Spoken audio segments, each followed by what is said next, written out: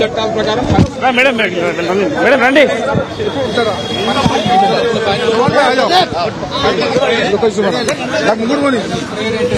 First ఉండాలి.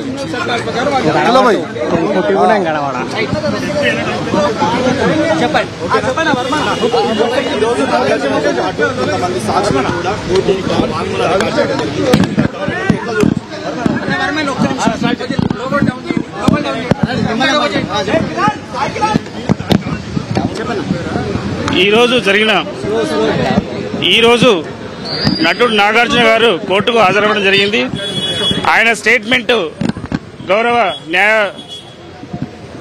న్యాయమూర్తి గారు రికార్డ్ చేయడం జరిగింది. ఆ రికార్డు ప్రకారం ఇంతకుముందు గతంలో నేను చెప్పినట్టుగానే రికార్డు చేశారు. ఆ రికార్డులో ఏముందంటే దీంట్లో ఆమె గౌరవ మినిస్టర్ గారు ఏమి దాంట్లో చెప్పింది ఏమీ లేదు. దాంట్లో మళ్ళా గుచ్చి అక్కడికే తీసుకొచ్చి సేమ్ స్టేట్మెంట్ అక్కడైతే ఏదైతే కంప్లైంట్ లో ఉన్నదో అదే మార్చి చెప్తున్నారు. అదే విధంగా LW2 వాళ్ళ మేనగోడలు గారు వచ్చారు కోర్టుకు. వాళ్ళకు అసలు చెప్పడానికి ఏం జరిగిందో ఆమెకే అర్థం అవ్వట్లేదు. కోర్టు కూడా కన్ఫ్యూజన్ ఉన్నారు. ఫర్ కన్సిడరేషన్ 10th రోజు వేశారు. సో దీని గురించి మేము చట్టపరంగా మేమేం తీసుకోవాలో మేము తీసుకుంటాము. ఏంటండి LW2 అంటే సుప్రియ గారు, అదే చెప్పాను. సుప్రియ గారు ఎలాంటి స్టేట్మెంట్ ఇవ్వడానికి కూడా ఆమెకి ఏం చెప్పాలో కూడా మనకు అర్థం అవ్వట్లేదు. అసలు ఏం జరిగిందో ఆమెకు తెలియదు. ఇంటెన్షనల్లీ ఆమెను గుచ్చి దగ్గరుండి చెప్పిస్తున్నారు తప్పిస్తే ఆమెకి ఏమీ లేదు. ఈ కేసులో మేము అనుకుంటున్నాం కేసులో ఏం లేదు, కేసులో సాక్ష్యాలు ఏం లేవు, కేసు వీడిపోతుంది. 10th రోజు కన్సిడరేషన్ అనేది మేము ఆ రోజు చూస్తాం. వ్యాఖ్యలు అనేది వాళ్ళ స్టేట్మెంట్ రికార్డ్ చేశారండి. స్టేట్మెంట్ యాజ్ పర్ స్టేట్మెంటే చెప్తున్నాం మేము. ఆ స్టేట్మెంట్ లో దాంట్లో డిఫమేషన్ రాదు. క్లియర్ గా మీరు చదవండి, ఒకసారి మీడియాకి మీరు చూపించాను. అది డిఫమేషన్ కాదు. ఇంతకుముందు సోషల్ మీడియా ఏవైతే ఉన్నదో దాన్ని అదే వ్యాఖ్యలు చేసిరు. ఈమెకు చెప్పిపోలేదు కదా వాళ్ళు నాగార్జున గారు ఏదైతే కంప్లైంట్ ఇచ్చారో అదే స్టేట్మెంట్ ఇక్కడ రికార్డ్ చేశారు. ఆ స్టేట్మెంట్ కూడా అంతకుముందు ఏదైతే కంప్లైంట్ ఉన్నదో ఆ కంప్లైంట్ కూడా స్టేట్మెంట్ లో చెప్పడానికి రాలేదు. అతను ఏదో ఉన్నాడు, ఏంటంటే బురద జల్లే ప్రయత్నంలోనే భాగంగా అని చెప్పొచ్చు. కానీ వాళ్లకు ఏదో కంప్లైంట్ ఇద్దాము, ఏదో నామినల్ వద్దాము, ఏదో గవర్నమెంట్ మీద చేద్దాము, లేదు అంటే ఒక సురేఖ గారి మీద ఒక ఇట్లా అవాకులు చావకులు చేసి వెళ్ళిపోదామని ఇంటెన్షన్ తప్పిస్తే ఎంటైర్ ఫ్యామిలీ మెంబర్స్ ఒక 25 మంది 30 మంది 40 మంది తీసుకుని వచ్చారు.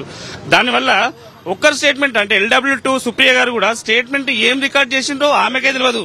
సో 10వ తారీఖు నాడు నెక్స్ట్ కన్సిడరేషన్ ఉన్నది. అప్పుడు మేము చూస్తాం. డెఫినెట్లీ మేము విల్ ఫైట్. ఎందుకంటే మేము కూడా TPCC లీగల్ సెల్ పక్షాన మేము ఎందుకు వాళ్ళే కూడా RTI ద్వారా మేము అన్ని ఇన్ఫర్మేషన్ తీస్తున్నాము. డెఫినెట్ గా చట్టపరంగా మేము చర్యలు తీసుకోవడానికి రెడీగా ఉన్నాము. సో ఇచ్చిన స్టేట్మెంట్ లో ఆమెకి విషయం తెలియదు అంటున్నారు. అంటే ఉద్దేశపూర్వకంగా వచ్చి స్టేట్మెంట్ ఇప్పించారనుకుంటున్నారు. డెఫినెట్లీ అదే అనుకుంటున్నాం. ఎందుకంటే ఉద్దేశపూర్వకంగానే సుప్రియ గారితో స్టేట్మెంట్ ఇప్పించారు. ఎందుకంటే ఆమెకు ఏం చెప్పాలో, బెంచ్ మీద ఏం చెప్పాలో, ఏం జరిగిందో కూడా తెలుసు.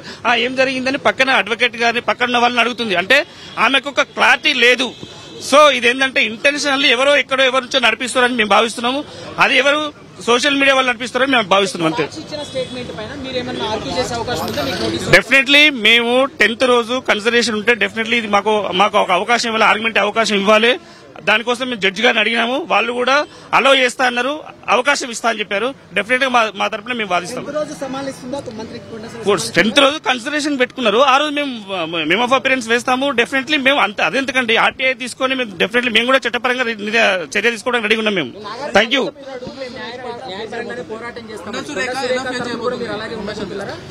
డెఫినెట్లీ మేము ప్రభుత్వం తరఫున ప్రభుత్వ వారధిగా మా మంత్రుల మీద, మా ఎమ్మెల్యే మీద ఏమైనా వేటి నుండి వేరే ఈ సోషల్ మీడియా వాళ్ళు చేస్తే అవాకులు చేస్తే డెఫినెట్లీ మేము ఎదుర్కోవడానికి రెడీ ఉంటాం. వాళ్ళపైన కూడా చర్యలు తీసుకోవడానికి సిద్ధంగా ఉన్నాం మేము. Thank you.